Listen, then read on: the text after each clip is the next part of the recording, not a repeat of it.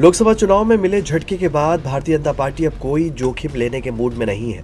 मुख्यमंत्री योगी आदित्यनाथ खुद मैदान में उतर चुके हैं। विकास परियोजनाओं की सौगात, संगठन की मैराथन बैठकें, धार्मिक आस्था का संदेश और कानून व्यवस्था पर जीरो टॉलरेंस।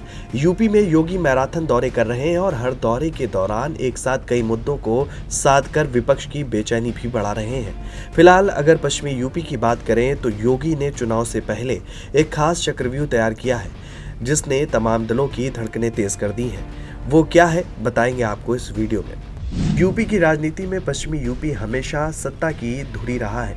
मेरठ, मुजफ्फरनगर, शामली, बागपत, सहारनपुर, बिजनौर, बुलंदशहर, गौतम बुद्ध नगर, गाजियाबाद, मुरादाबाद और रामपुर जैसे जिले मिलकर करीब 80 विधानसभा सीटों का चुनावी गणित तय करते हैं। लोकसभा चुनाव में बीजेपी को यहां कई जगह अपेक्षित सफलता नहीं मिली और यही वजह है कि अब पार्टी सबसे पहले इसी इलाके की राजनीतिक जमीन मजबूत करने में जुटी है। पश्चिमी यूपी का चुनाव सिर्फ लहर पर नहीं बल्कि सामाजिक समीकरणों पर भी टिका होता है।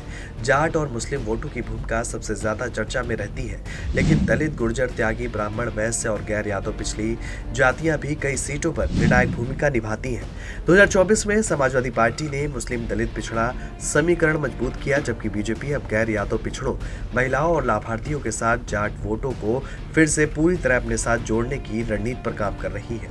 मुख्यमंत्री योगी आदित्यनाथ की रणनीति इस बार सिर्फ विकास तक सीमित नहीं है। एक तरफ एक्सप्रेसवे, निवेश और औद्योगिक विकास के जरिए आर्थिक नैरेटिव तैयार किया जा रहा है, तो दूसरी तरफ कांवड़ यात्रा, मंदिरों और सांस्कृतिक आयोजनों के जरिए हिंदुत्व के संदेश को भी मजबूती दी जा रही है। इसके साथ साथ संगठन को बूथ स्तर तक सक्रिय करने का अभियान भी तेज कर दिया गया है। यानी बीजेपी इस बार 3 मोर्चों पर एक साथ चुनाव लड़ती हुई नजर आ रही है। लोकसभा चुनाव में समाजवादी पार्टी ने पीडी यानी कि पिछड़ा, दलित और अल्पसंख्यक समीकरण के दम पर शानदार प्रदर्शन किया। अब विधानसभा चुनाव में भी अखिलेश यादव इसी सामाजिक गठजोड़ को मजबूत करने की तैयारी में है। दूसरी तरफ बीजेपी योगी मॉडल को सामने रखकर विकास, कानून व्यवस्था, धार्मिक पहचान और सरकारी योजनाओं के जरिए जवाबी रणनीति बना रही है। साफ है कि पश्चिमी यूपी में मुकाबला सिर्फ 2 दलों का नहीं बल्कि 2 अलग अलग राजनीतिक मॉडल का होने वाला है। राजनीतिक जानकारों का मानना है कि पश्चिमी यूपी 2027 विधानसभा चुनाव का सबसे निर्णायक क्षेत्र बनने जा रहा है।